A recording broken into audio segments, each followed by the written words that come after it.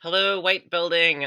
This is Jason Schneiderman, coming to you from New York. I'm very, very sorry that I can't be there with you in person. Rachel, thank you so much for inviting me, and I'm thrilled to be a part of Static.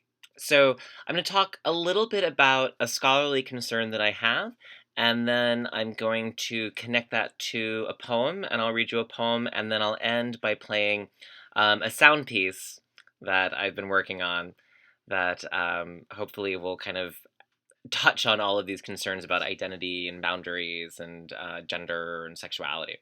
So, one of the things that I'm interested in right now as a scholar is the way we have in the United States a lot of media narratives that are presenting transgender activism as kind of something new.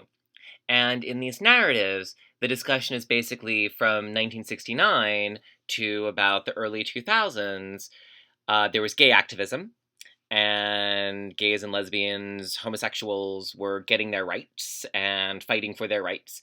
And now it is the time for transgender people to become active and visible, and in the same way that homosexuals did, particularly in the 1990s, it is now their turn. And there's certainly a great truth to that.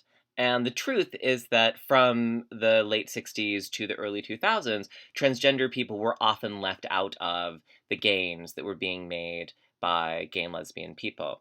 However, in representing Stonewall as the starting point of gay rights, and in representing Stonewall as something that is gay and not transgender, it really erases that history in which transgender people were extremely active and extremely present and crucial to this movement.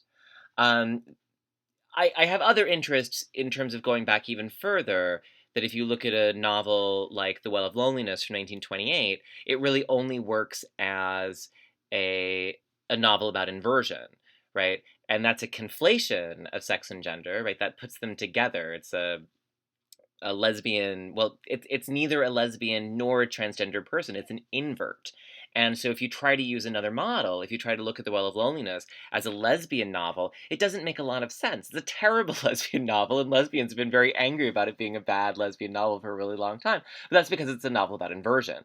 And if you try to make it a transgender novel, it similarly doesn't work because it's really about sex and gender being together in a way that right now we're really kind of keeping a pretty severe firewall between.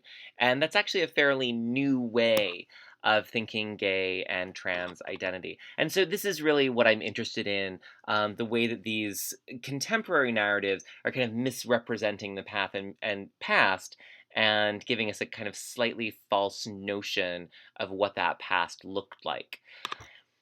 So, as a historian and scholar of sex and gender, I kind of track these different boundaries and these different identities. As a poet, I get to make up where those boundaries and those genders and those sexualities are kind of blending into each other. So, I'm going to read you a piece now from a sequence that I've been working on, uh, and these are poems about last things. And so this poem is called The Last Widow. The Last Widow. The last widow misses men. The last widow misses her husband a great deal, but she also liked men in general. She refuses all of the invitations to appear on the morning news shows until the medical bills turn out to be more than she can swing, and she accepts the money to be interviewed. The last widow tries, this time on air, to explain that the past wasn't like what people think it was, and how now the only thing anyone knows of men are from Victorian novels and internet pornography. People have a skewed idea of what men were like. And no, she's not saying that rape wasn't a problem, and yes, we do have more options with the wonderful things that are being done with silicone, but really, it wasn't just penises that she liked. And in fact, her own husband's wasn't at all like the ones you see in the surviving documents, and really, no woman she knew behaved like the women in those videos. So, can't you understand that most of the men were different too?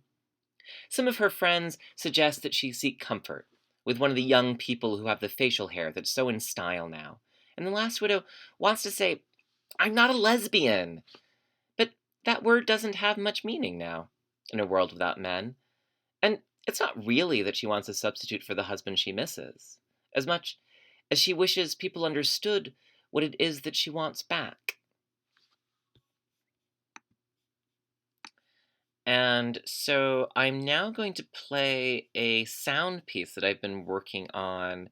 And this was really inspired by the work of John Giorno and the way that he particularly layers different sounds and often processes the sounds. And what I wanted to do was see if I could layer sounds until they kind of lost their meaning. And so, in my own sort of cross gendered gay identification, I of course chose a line from a Madonna song. And so, this is the soundscape that I've been working on.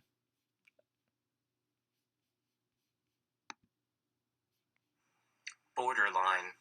Feels like I'm going to lose my mind. Feels like I'm going to lose my mind. Feels like I'm going to lose my mind. Feels like I'm going to lose my mind. Feels like I'm going to lose my mind. Feels like I'm going to lose my mind. Feels like I'm going to lose my mind. Borderline.